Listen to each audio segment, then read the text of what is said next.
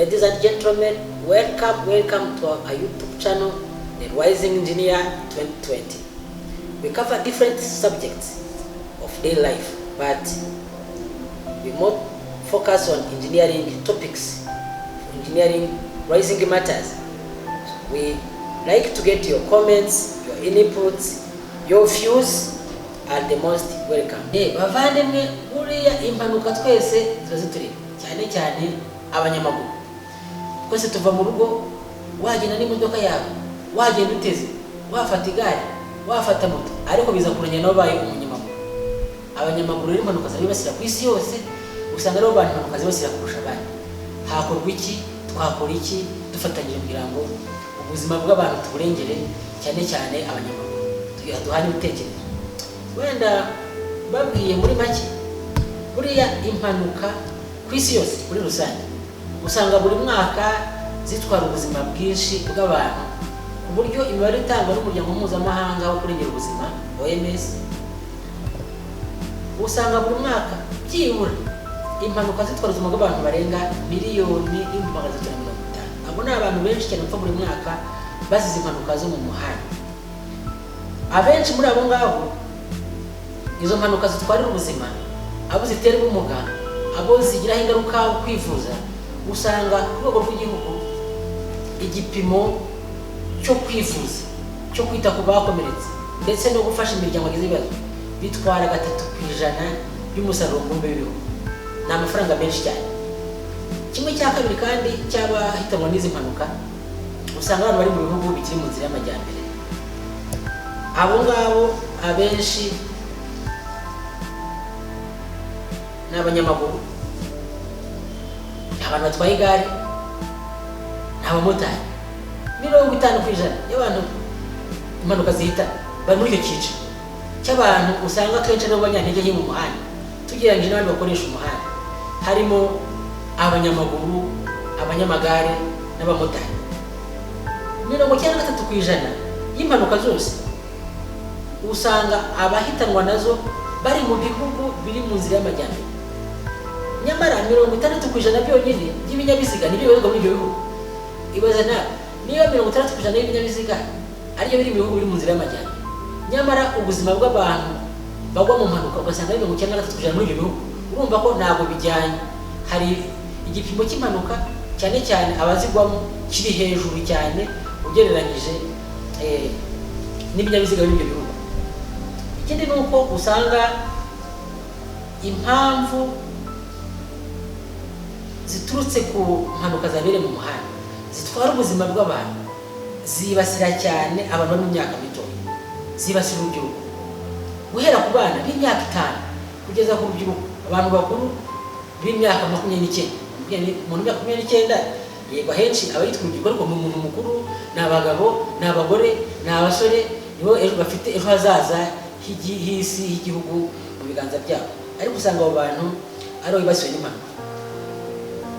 Wakoze uti mu by'ukuri ni bande usanga bafite ibyago byinshi byo kwasirwa n'impanuka zo mu muhanda ku isi yose? Ntabwo turimo kuvuga hano mu Rwanda, ku isi yose usanga abantu bafite ibyago byo kwasirwa n'impanuka zo mu muhanda ari abo mu bihugu bikiri mu nzira y'amajyambere.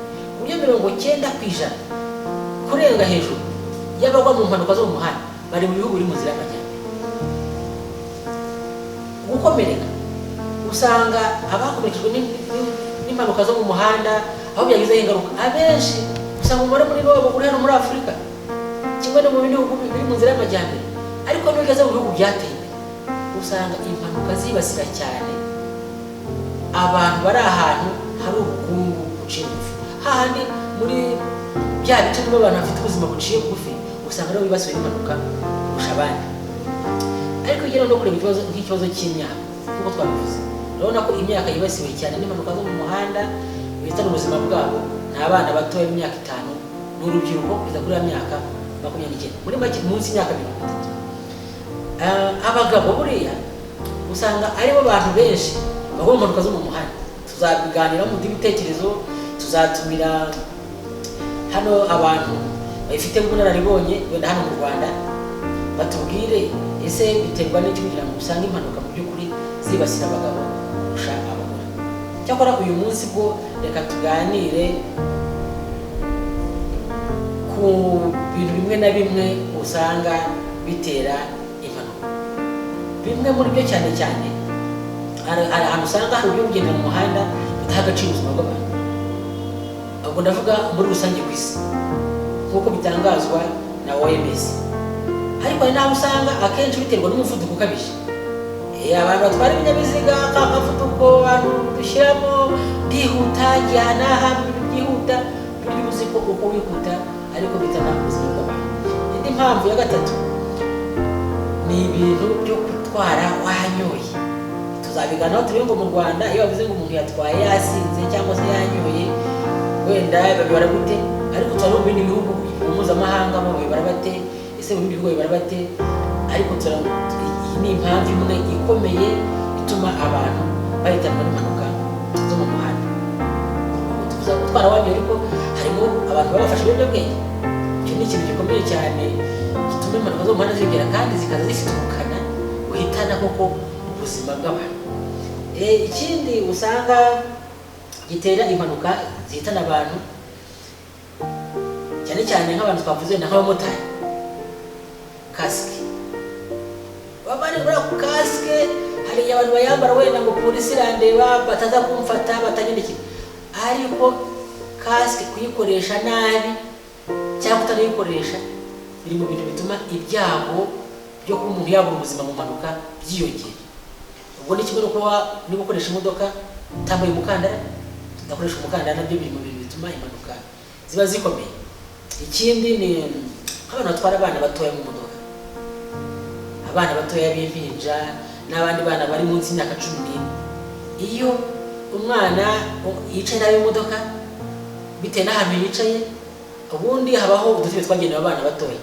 Niba ufite umwana muto mu modoka udafite agatebe kabugenewe, uwo mwana we igihe impanuka ibaye uyu mwana azayirokoke ibintu bigoye cyane.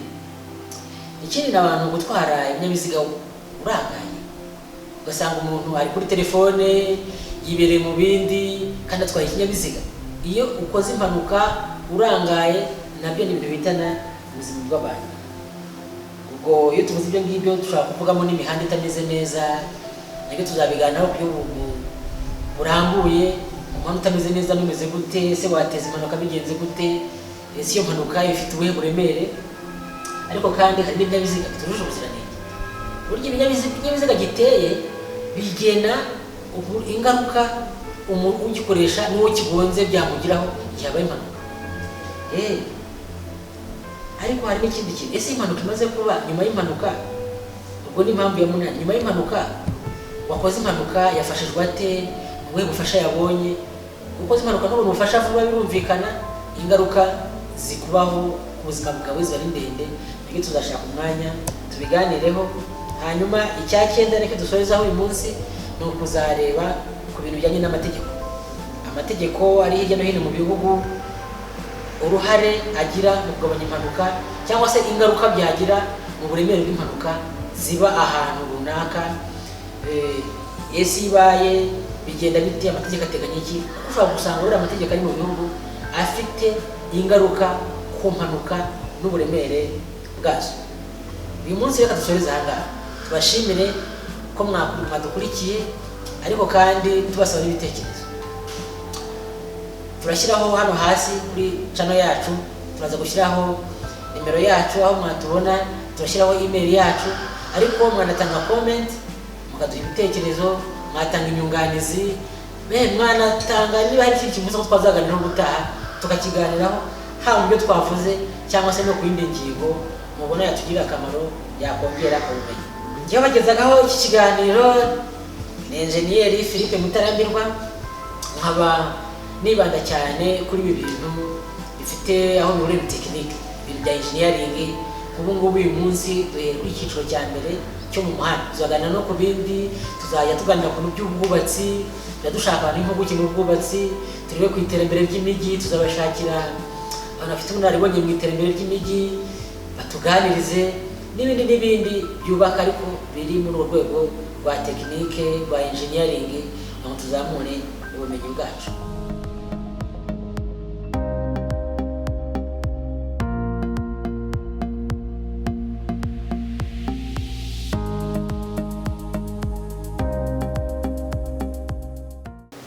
uyu munsi reka dusoreze aha ngaha, tubashimire ko mwadukurikiye, ariko kandi tubasaba n'ibitekerezo. Turashyiraho hano hasi kuri channel yacu, turaza gushyiraho nimero yacu aho mwatubona, turashyiraho email yacu, ariko mwanatanga comment, mukaduha ibitekerezo, mwatanga inyunganizi, mwanatanga niba hari ikintu kivuze ko twazaganiraho gutaha tukakiganiraho, haba mu byo twavuze cyangwa se no ku yindi ngingo mubona yatugirira akamaro, yakongera ubumenyi. Tunashimira Hotel Splendide, ubona ko ahantu twakoreye ni ahantu heza cyane, ubusitani bwa hoteli bwa Splendide ni ahantu heza cyane, ni hoteli nziza iri hano mu mujyi wa Muhanga. Tunashimira kameramani wacu Nshimiyimana Emmanuel, nawe muraza kubona hano hasi akanimero ke abamukenera mwakabona ye mumukeneye, hanyuma ubundi tuzahora gutaha muduha ibitekerezo, twongera kuganira kuri iyi ngingo. Bijeje ko ubutaha tuzashaka umutumirwa akaza tukaganira kuri imwe muri izi ngingo cyangwa se n'indi ngingo iyo muzaba mwahisemo bitewe n'ibitekerezo mwatanze. Turabashimiye, mugire umunsi mwiza naho ubutaha.